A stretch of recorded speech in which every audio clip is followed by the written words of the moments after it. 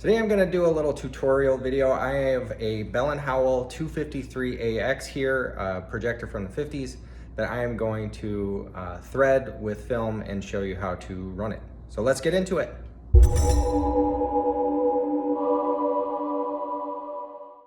What's up, physical media fans? If you are a fan of film, I have a little tutorial for you. This here is a Bell Howell 253AX 8mm projector from the 50s.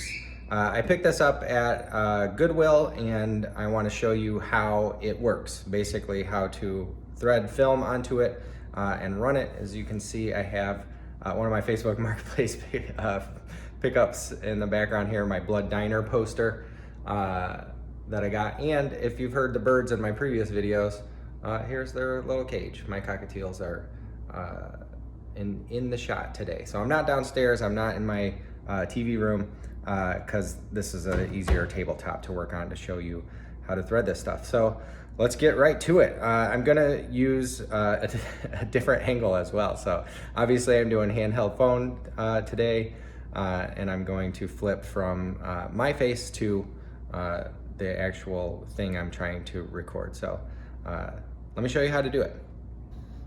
So first off, to open this thing up, there is a little button on top right by the handle. It's kind of a two-handed affair because you need to push down and then pull out.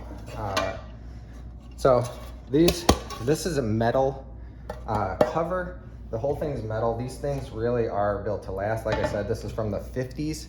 I don't know how much, maintenance and upkeep the prior owner did, but it looks good. It's in good shape, and I mean, it has some kind of marks and whatnot on it, but no big deal. As you can see, it's very compact. It's meant to be somewhat portable, even though it's pretty heavy. We have buttons and knobs and stuff, so I'm going to talk you through some of that stuff. But one of the cool little design things that I like is that the cord wraps around the uptake reel. So this would be your reel for taking up the film once you have it threaded and you get it going. And so the cord just wraps around there, and then it fits into this little slot here. It's nice and compact.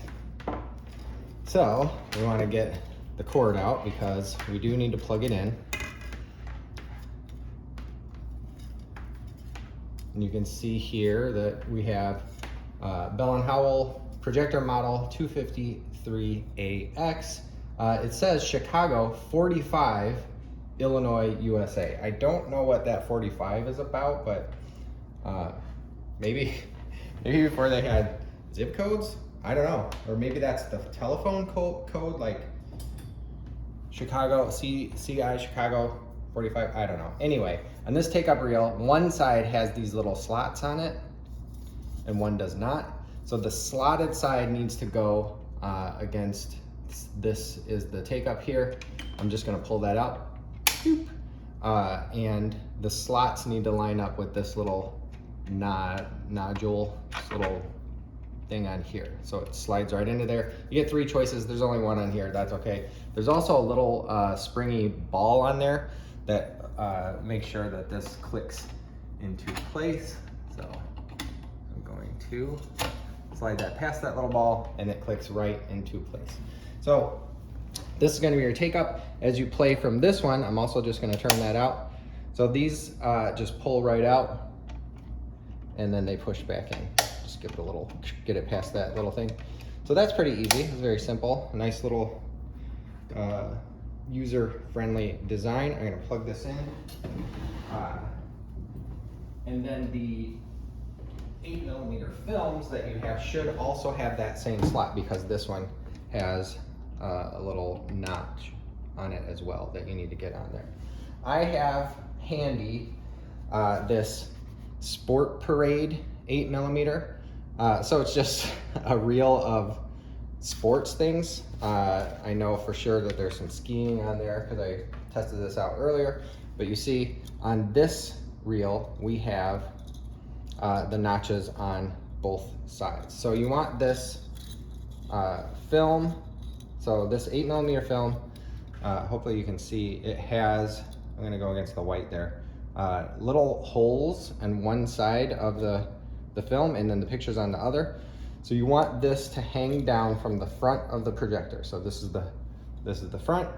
You want that to hang down on this side of that reel. So I want to line it up with the notch, go past the little ball, and there we go. So we have that. I also want to make sure that this is in forward. It is. So up is rewind, down is forward. And I want to, I'm gonna take this back up a little bit, but I need to thread this on there so that the teeth catch with the little holes there. And I'm gonna tell you what one of these knobs is for now. So as I turn this, you see that this is turning, that's turning. So it actually engages the mechanism for turning that, catching our film and threading it through. You see it coming out right here. I don't know if you can see that, it's a clear part of the film. This little knob down here is for locking the foot in place. It's got a springy foot on the bottom so you can adjust the angle. I have mine locked here, but if I loosen it, it will spring down. I can lift and adjust as needed. So I want a lot more film through on here.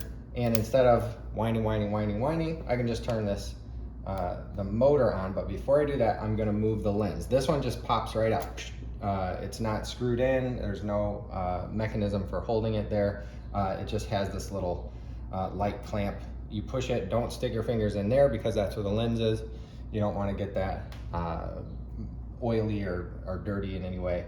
So I want this film to aim down, and I'm gonna turn on the motor. So it goes down. I want to give myself some film there. That should be good. Now, with pretty much any projector that I've ever used, you need to make sure that you have a little loop there. So see how I made it go up and then down before I'm gonna line it up with the little track that goes behind the lens.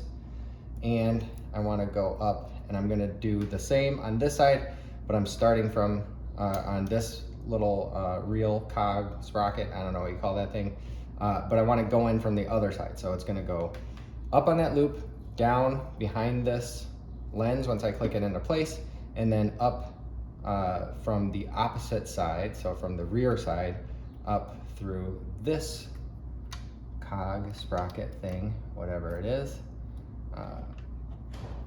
and down under that. Oh, so I messed it up there. Didn't get into that little spool that I want to be in. So you have to make sure that it goes under that spool. We don't want it to go above. There we go. So that's good. Now, before I lock in the lens, I want to make sure these loops are about the same. You see how this one is way bigger than this one? And I want them both about the size of that one.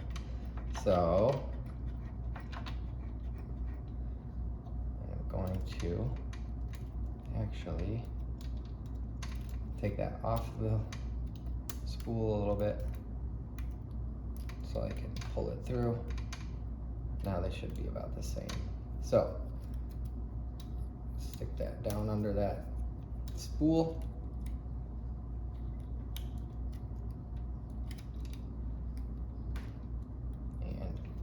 Through and then catch it back on the little teeth.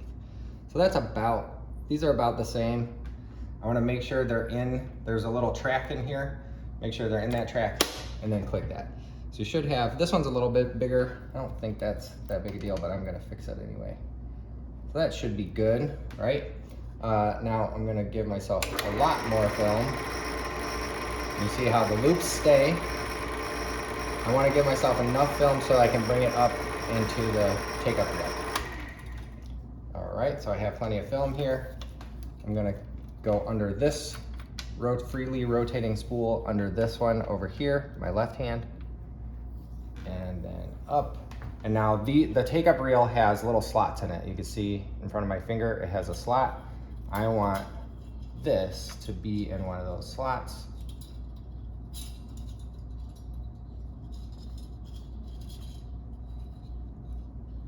There we go. So that's it. All I need to do now, make sure that's nice and tight on there, and then I turn the lamp on. Once the lamp's on, your picture will be against whatever you are projecting against, the wall, whatever. I have a little bird platform set up and I'm gonna cut to that. So give me 1 second and I'll show you what the finished product looks like. But before I do that, I wanna tell you that if you have that bulb running for a long time, it gets really hot. This is the vent here, you can feel it's really warm. Mine isn't yet because I haven't been playing it that long, but you wanna run the motor for a while after you turn the lamp off. So one up is lamp on, and then in the middle, it's just motor. Let it cool off that way. You can feel, must have a fan or something in there, but you can feel air coming out of there. It cools it off, and then you can turn it off. So you definitely want to do that to increase the longevity of your bulb. I don't know how old that bulb is. I don't know if it's original, somebody had it replaced or whatnot, but this worked out of the box from Goodwill, which is a small miracle considering some of the lemons that I've gotten from Goodwill. All right, so I'm gonna project this and show you what the picture looks like.